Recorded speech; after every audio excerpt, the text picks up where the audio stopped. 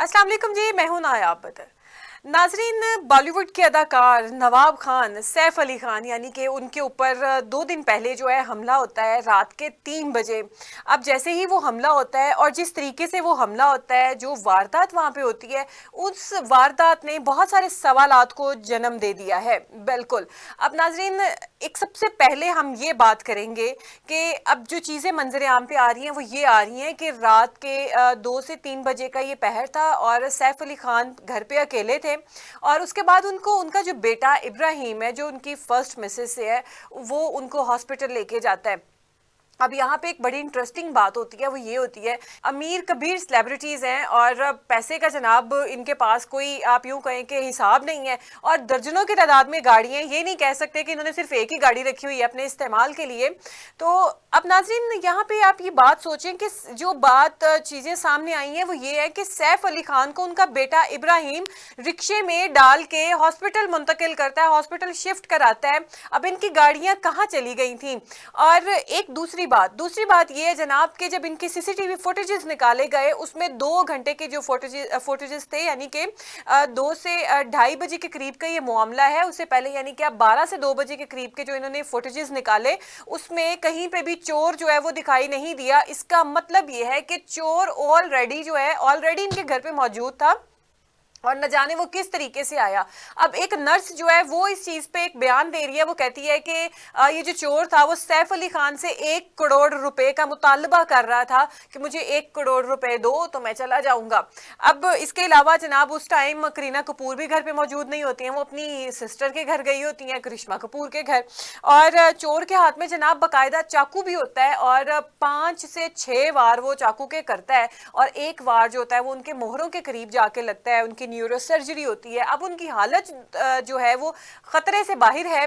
दूसरी बात यह कि जनाब इनकी गाड़ियां कहाँ चली गई थी, जो रिक्शे पे डाल के इनका बेटा उनको लेके गया है। और ये यहाँ से कहानी समझ नहीं आ रही, इतने इस कहानी में ट्विस्ट हैं, इस कदर ये मिस्टीरियस सी कहानी है, और ऐसी ये आप यूं कहें कि अजीबोगरीब वारदात सामने आई है कि एक इतना बड़ा सेलिब्रिटी जिनके बाहर दर्जनों की तादाद में, आप यूं कहें कि सेंचुरियों की तादाद में, यानी कि 100 की तादाद से भी ज्यादा गार्ड्स बैठे होते हैं, और इनकी सिक्योरिटी का कोई आप यूं कहें कि कोई आप उसको मैच नहीं कर सकते हैं। कैमरास लगे हुए हैं, सिक्योरिटी गार्ड हैं, इसके अलावा इनके पर्सनल गार्ड भी होते हैं जो इनके साथ होते हैं। ना सिर्फ ये कि गेट के ऊपर बैठे हुए हैं, उन सब की मौजूदगी में चोर घर के अंदर दाखिल हो गया तो हो कैसे गया, और इतने टाइम से चोर घर के अंदर मौजूद था तो इनको पता कैसे नहीं लगा चोर कहाँ छुपा हुआ था। खैर इनका घर तो बहुत बड़ा है, लेकिन ये कह सकते हैं हम कि चोर कहीं छुप गया होगा, लेकिन जितना बड़ा घर है उतनी ही एक जो इनके सर्वेंट्स की तादाद भी उतनी ज्यादा होगी,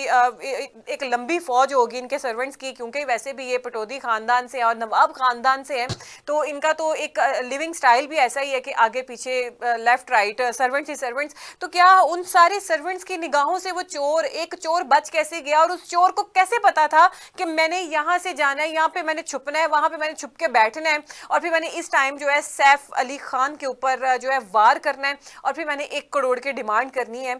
तो जनाब ये काफ़ी मिस्टीरियस सी कहानी है जो अभी यूं कहें कि डे बाय डे मजीद उलझेगी, अभी सुलझने की तरफ ये नहीं जाएगी, क्योंकि नए नए इंकशाफात होंगे इसमें। लेकिन हम आपको ये बताते चलें कि सैफ अली खान का जहाँ पे घर था और भी सेलिब्रिटीज़ के आसपास घर हैं, उनको ज़रूर खबर हो गई है, उनको कान हो गए हैं, और उन्होंने अपनी सिक्योरिटी जो है बढ़ाने का मुतालबा कर दिया गवर्नमेंट के साथ, क्योंकि वहाँ की गवर्नमेंट जो है इनको काफ़ी ज़्यादा प्रोटोकॉल देती है और काफ़ी इनको अपनी सुपरविजन में रखती है कि ये हमारी जिम्मेदारी है। तो जनाब वो इतना डर गए हैं, उनको इतने कान हो गए हैं कि उन्होंने अपनी जो सिक्योरिटी है हाई अलर्ट कर ली है, उन्होंने जो बैरियर्स थे वो ज़्यादा मजबूत कर लिए हैं पहले से भी। और दूसरी बात यह है कि उन्होंने हुकूमत से भी जो है सिक्योरिटी की अपील कर दी है कि हमें मजीद गार्ड्स दें और हमारी जो है हिफाजत करें। तो अब इस बात में इसके पसे मंजर क्या चीज़ें हैं, क्या ये एक सोची समझी चाल थी या वाकई एक चोर था जो सिर्फ डकैती की करने के लिए घर के अंदर दाखिल हुआ था। लेकिन नाजरीन जिस तरीके से ये चोर घर के अंदर दाखिल होता है और इतनी हट धर्मी के साथ डिटाई के साथ वहाँ पे मौजूद होता है, तो ये मजीद इसके पीछे कहीं ना कहीं और कोई कड़ी ज़रूर है? क्या ये एक अलार्मिंग सिचुएशन है दूसरे अदाकाराओं के लिए भी, या ये एक सिर्फ एक वाकई एक मामूली सा अदना सा डकैत है, पर जो इसने कार्रवाई की है वो मामूलियों वाली नहीं है? मज़ीद इसमें क्या तफसीलात सामने आती है हम आपके साथ ज़रूर शेयर करेंगे।